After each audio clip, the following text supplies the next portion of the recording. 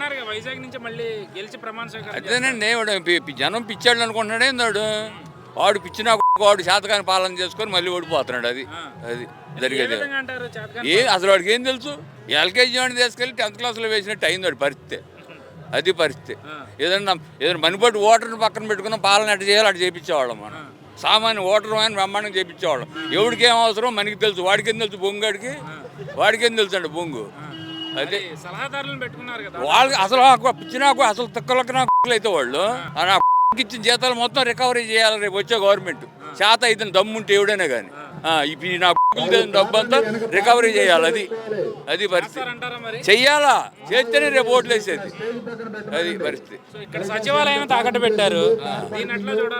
సచివాలయం తాకట్టు పెడితే ఏం లేదు. Sakshi paper, Tadepalli palace, cement factory మొత్తం స్వాధీనం చేసుకోవాలి.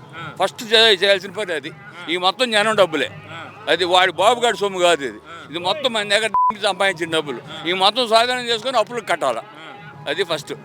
రాష్ట్రంలో అభివృద్ధిని అంతా కూడా కోర్టులకు వెళ్ళి చంద్రబాబు నాయుడు అడ్డుకున్నాడని చెప్తా ఉన్నారు జగన్మోహన్ రెడ్డి. మీరేమంటారు దీనికి? కోర్టులో ఏం అడ్డుకున్నాడు? కోర్టులు అడ్డుకుంటే అసలు వీళ్ళు బయట ఎందుకుంటాడు? లోపలే ఉంటాడు కదా. కోర్టులు అడ్డుకుంటే వీడు ముఖ్యమంత్రి ఎట్ట అవుతాడు అసలు? 175 రావని వాడు చదువుతున్నాడు తెలుగులో. జనానికి అర్థం కావట్లా. అది వాళ్ళు అయ్యే బాగా చేస్తేనే చిరంజీవి పార్టీ పెట్టడం వల్ల గెలిచి వచ్చింది. అది బొట్టా పొట్టిలుగా. వీడు అసలు ఏం చేశాడు? 175 వస్తుంది ఎదోకి. కడుపు దుర్మార్గుడు పాలన చేసి పోయాం. రాష్ట్రం సంఘనాకిచ్చాడు. అది ఏం లేదు. అది నేను 2 ఎకరాల రైతుని. 20 లక్షల రూపాయల పొలం నా వచ్చినా 10 లక్షలు అయింది. అప్పు అయింది. అమ్ము అంటే అప్పు చాలదు 2 ఎకరాలు. ఇంకేందమ్మా నాకు చేసింది? ఏం పథకాలు? ముందు అవుదామంటే 100 రూపాయలు చేస్తే 500 చెబుతున్నాడు నాకు. ఏంది ఇచ్చిన పథకాలు ఏంది? ఓరికి ఇచ్చిన కృష్ణానదులు ఇసుక చంద్రబాబు నాయుడు ఓరికి ఇచ్చిన ఇసుక నాకు వచ్చిన 50,000 లారీ ఇసుక ఎవటి? ఇటు బాబుగాడు సొమ్మ ఇసుక ప్రజలందరికీ హక్కు ఉంటుంది. నదిలో ఇసుక, ప్రకృతిలో గాలి, నీరు, వెలుతురు ఈ మొత్తం ప్రజలందరూ వీడొక్కడే అమ్ముతాడు నాకు.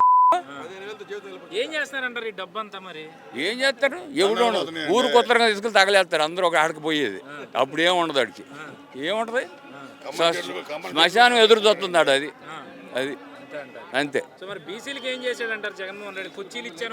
అసలు ఒకటికి చేసేది వాడు తోట పుట్టినాడికి ఏం చేయని అసలు ఊళ్ళో వాళ్ళకి ఏం చేస్తాడు నీకు? అవన్నీ అసలు అడగొద్దు అసలు. అది రాజ్యాంగంలో ఏమన్నా రాసిందా తాకట్టు పెట్టకూడదు సచివాలయం అని చెప్పని అంటా ఉన్నాడు కొడాలి. ఇప్పుడు దుర్మార్గులను చంపకూడదని రాజ్యాంగంలో రాశాడా? ఖచ్చితంగా దుర్మార్గులు అందరూ చంపేది ఖాయం. అది రాసుకుని పెట్టుకోండి. అది ఈడు అనేది 2 నెలల తర్వాత ఉండడు కొడాలి నానిగాడు. ఈ రాష్ట్రం బాగుండాలంటే కమ్మన భాష నేర్చుకోవాలి ప్రజలంటే. ఇలాంటి దుర్మార్గం నా కొడుకు బతికొండకూడదు. అది ఖచ్చితంగా. మరి అంత స్ట్రాంగ్ స్టేట్మెంట్లు ఇస్తే తర్వాత ఇబ్బంది అవుతుంది. ఏమేం కాదు రమ్మని చూస్తున్నాం అంతే. ఈ రాష్ట్రం కోసం ఇలాంటి దుర్మార్గులను చంపడం కోసం మేము రెడీగా ఉన్నాం. ఒక కుటుంబానికి ఒక తండ్రి ఉన్నాడు. తండ్రి గారు అప్పు చేస్తాడు. చేయాల్సింది ఎవడైనా చేయాల్సింది ఒక కుటుంబాన్ని రక్షించుకోవడానికి. ఆ రక్షించుకునే టైంలో ఆ అప్పు ఎలా తీర్చాలా దానికి జనం చెప్పాలి. ఇగో నేను తప్పు చేశాను, ఇగో ఈ రకంగా తీరుస్తానని చెప్పాలి కదా. అది చెప్పకుండానే నీ ప్రకారంగా నువ్వు అప్పిస్తున్నారని తీసుకుంటూ వస్తే తర్వాత మా బిడ్డలు ఏం కావాలా? వాళ్ళ పనిమాలు చేసిన డబ్బులు వేసిన పని ఏముందండి? తెలంగాణలో దళిత బంధువు అని కేసీఆర్ గారు 12 లక్షలు ఇచ్చాడు ఊరకనే. హాయిగా ఆ అబ్బాయికి ప్రభుత్వంతో పని లేదు. మీరు హాయిగా బతికిపోనిక ఈ ప్రభుత్వం మీద ఆశలు పెట్టుకోకండి. ఈ 12 లక్షలు మీరు 1 రూపాయి కట్టేది లేదు. మీరే హాయిగా బతకండి అన్నాడు. అలా ఇచ్చిన వాళ్ళు కూడా ఓట్లు వేయాల. మీరు ఈ పథకాలు ఇచ్చిన ఓట్లు వేస్తారా? ఆ మనిషికి కావాల్సింది వాళ్ళ బిడ్డలు. ఇప్పుడు 4 బిడ్డలు ఉన్నారండి. 4 ఇంజనీర్ చదివారు. ఇక్కడ ఏ ఉద్యోగాలు లేవు. ఈ పిల్లలు తల్లిదండ్రులు ఏమనుకుంటారండి? నా పిల్లలు ఇంజనీర్ చదివారు, 4 పాతికలు అమరావతి పూర్తి చేసామనుకోండి, 4 కంపెనీలు తెచ్చామనుకోండి. కంపెనీలు తెస్తే దానివల్ల ఈ కుటుంబాలు హాయిగా బతుకుతాయి. వీళ్ళ పిల్లలకి మంత సంతోషంగా ఉండిద్ది. అంతే తప్ప నువ్వు అమరావతిని కూల్చేసి నువ్వు ఏడో 4 అమరావతిని ఇప్పుడు దాకా కాలవ్యాపం చేసావు. ఇప్పుడు 3 సంవత్సరాలు బ్రహ్మాండంగా డబ్బులు ఇచ్చావు. అప్పు సంగతులు తెలియదు. జనమందరూ అనుకున్నారు ఇక పార్టీ అనేది తెలుగుదేశం పార్టీ అనేది భూస్థాపితం అయిపోయింది అనుకున్నారు. తర్వాత ఈ పార్టీని పోషించిందా మళ్ళీ నువ్వు? నీ పార్టీని ముందుకు తీసుకొచ్చిందా నువ్వు? ఇదంతా ఏందండి? అది ఇలా ఏమనుకున్నా? ఇప్పుడు మా ఎమ్మెల్యేలు గెలిచారండి. ఎమ్మెల్యేలకు ఒక్క వర్క్ ఇవ్వలేదండి. అసలు ఏ వర్క్ ఇవ్వలేదు కదండి. ఏ వర్క్ ఇవ్వలేదు. ఇప్పుడు నగర మేయర్లు ఉన్నారండి, వాళ్ళు అట్లాగా ఉన్నారు. ఎంపీటీసీలు ఉన్నారండి, పంచాయతీ ప్రెసిడెంట్లు ఉన్నారు. వాళ్ళ వల్ల ఉపయోగం ఉందండి? అంతా డబ్బులు ఖర్చు పెట్టి గెలవటం, కానీ దానివల్ల ఉపయోగం ధనం తిట్టమే. కానీ ఇక రానున్న రోజుల్లో ఇక ఎలక్షన్ అనేది లేకుండా చేయాలని ప్లాన్ అండి. ఇక ముఖ్యమంత్రి గారికి ఎలక్షన్ పెట్టాలి, ఇక అంతే. అటుకాడు పంచాయతీ డబ్బులు కానీ ఎక్కడ కానీ అందరూ నిర్వీర్యం చేశాడు. నేను ఇంతకు అప్పు చేశాను, ఈ అప్పుని ఇలా మళ్ళీ నేను ఇది చేసి ఇగో ఇది తీసుకొచ్చి నేను తీరుస్తాను, ఇట్లా అప్పు మళ్ళీ తీరుస్తాను అనేసి అది చెప్పమనండి. అదేమో చదువుతున్నారా? ఏమీ లేదు. వెనక చెప్పేవాళ్ళు రాజుల పరిపాలనలో బ్రిటిష్ వాళ్ళు వచ్చి అప్పులు పెట్టి మన ఇండియాని మొత్తం వాళ్ళు దోషేశారు. కొంతకాలము బ్రిటిష్ వాళ్ళు మనం పరిపాలించారు.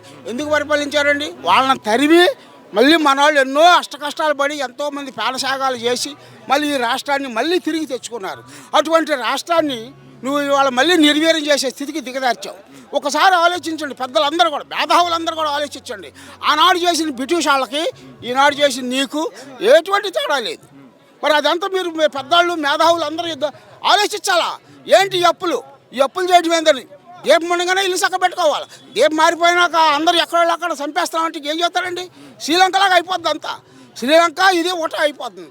కాబట్టి మీరు అందరూ కూడా ప్రజలందరూ కూడా ఆలోచించాలా. ప్రజలంటే డబ్బు తినేవాడు ఎవడైతే నాకేందండి, నాకు 10,000 వస్తుంది, నేను హాయిగా బతుకుతాను అనుకుంటున్నాడు. కానీ అది పద్ధతి కాదుగా. ఇప్పుడు రానున్న జనరేషన్కి నువ్వేం భరోసా ఇచ్చావు? నువ్వు పిల్లలకు చదివిస్తున్నాడండి. చదువుకునే పిల్లలందరూ ఏమైపోతారండి? చదివిస్తున్నావు పిల్లల్ని బ్రహ్మాండంగా అందరూ చదువుతున్నావు. నేను పిల్లలు చదివిస్తుంటే చంద్రబాబు వద్దు అంటున్నావు. కరెక్టే. చదువుకున్న వాళ్ళ పరిస్థితి ఏంటండి? నిన్న ఒకటి చదువుతున్నాడు వాళ్ళ మీటింగ్లో, నా పిల్లలు 3 ఆడపిల్లలండి, నా పిల్లలు ఇంజనీర్ చేశారండి, బ్రహ్మాండంగా చేశారు. నాకు జగన్మోహన్ గారు వచ్చి నాకు 5,000 కాడికి ఇస్తున్నాడు, బ్రహ్మాండంగా నా కుటుంబం జరిగిపోతుందండి. అది కాదండి. అదే ఆయన అమరావతిలో పెద్ద కంపెనీలు దిగొస్తే ఒక్కొక్క ఆడపిల్ల 25,000 30,000 సంపాదించేదండి. అప్పుడు ఇంతకంటే ఆనందంగా బతికేవాళ్ళు. మరి ఆ 5,000 ఏం మొలకపరండి? వాళ్ళు చదువుకు 5,000 మొలకపరేనా? మీరు చెప్పండి, న్యాయం చెప్పండి. పెద్దలందరూ కూడా దీన్ని బాగా ఆలోచన చేయాలా. ఆలోచన చేసి ఈ ఓటు వేసే దానికి అందరు నిర్ణయం తీసుకోవాలా, అంతే తప్ప. కొడాలి నాని ఇలాంటి వాళ్ళు ఏమో రాజ్యాంగంలో ఏమన్నా రాసిందా, తాకట్టు పెట్టకూడదు, వాళ్ళు అప్పులు తీసుకురాకూడదు అని చెప్పి వ్యాఖ్యలు చేస్తూ ఉన్నారు కదా. మరి కొడాలి నాని గారు చేస్తున్నారండి. రాజ్యాంగంలో రాసిందా అని అనేది కాదు, రాజ్యాంగంలో రాసిందా నేను అప్పులు తేకూడదని అప్పులు తేవాలా. నువ్వు ఎలా తీర్చావో చెప్పాలా. నేను ఏం పని చేసి నేను యువతకు ఏంది అన్న అప్పు తీర్చాలి కదా. అప్పు తీరకోకుండా నీ దారిని వెళ్ళిపోతే ఈ రాష్ట్రాన్ని తాకట్టు పెడితే మళ్ళీ బ్రిటిష్ వాళ్ళ టైప్కి వచ్చేసింది కదా. బ్రిటిష్ వాళ్ళలాగా మన రాజ్యం ఇక మన ఆంధ్ర మొత్తం బ్రిటిష్ వాళ్ళకి మళ్ళీ ఎట్లాగా పౌరువాడికి తాకట్టు పెట్టాల్సిందే కదా. కాబట్టి మీరు అందరూ గ్రహించి మేధావులందరూ కూడా ఆలోచించి వాళ్ళ తోటి వాళ్ళకు కూడా అందరికీ తెలియని వాళ్ళకి కూడా తెలియజేసి ఇది మనకు మంచి పద్ధతి కాదు, మనం బతకడానికి దారి చూపించాలి తప్ప డబ్బులు ఇచ్చి సోమరిపోతం చేయొద్దు, డబ్బులు ఇచ్చి మనం కొట్టడానికి ఎగబెట్టవచ్చొద్దు. అట్లాంటి పద్ధతి మనకు వద్దు. కాబట్టి మనం అందరూ ఆలోచించి అందరికీ మంచి అభివృద్ధి పథకంలో ఎవరైతే తీసుకెళ్తారా అనేదే మనకు కావాలి. అభివృద్ధి అంటే అభివృద్ధి ఏం కావాలండి?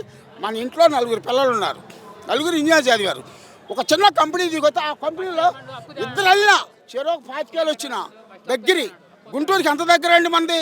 అంత గుంటూరులోనే మంగళగిరి వగేరా ఇవన్నీ దగ్గరే కదా. వీళ్ళకందరూ 25,000 వచ్చినా చాలండి, ఆ కోపం ఆనందంగా బతికిపోద్ది. నా కొడుకు పలానా చోట కంపెనీలో పనిచేస్తున్నాడు, నా కొడుకు 25,000 ఇస్తున్నారంటే ఇంకొక అమ్మాయిని ఎవరో ఒకళ్ళ అమ్మాయిని తీసుకొచ్చి పెళ్లి చేస్తారు, వాళ్ళిద్దరు ఆనందంగా బతుకుతారు. నువ్వు అసలు ఏం లేడు 10 రూపాయలు అన్న ఏందో భక్తి వృత్తిస్తానంటున్నాడు. వృత్తి పన్ను వృత్తిస్తే ఇంకో పెళ్లి చేసుకుంటారండి.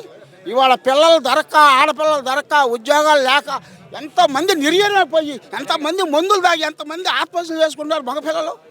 అంత గందరగోళం అయిపోయింది. ఇవాళ రానున్న రోజుల్లో మగపిల్లలు బతకడానికి లేదండి, అందరూ చచ్చిపోయే పరిస్థితి వచ్చేసింది. పిల్లలు ఎవరండి?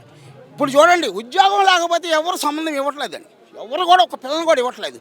కానీ నీకు 10 ఎకరాల పొలం ఉందన్నా కూడా ఇవ్వట్లేదండి. నీకు ఉద్యోగం ఉందా? ఇస్తానండి, నేను ఉద్యోగం ఉంటే ఇస్తా.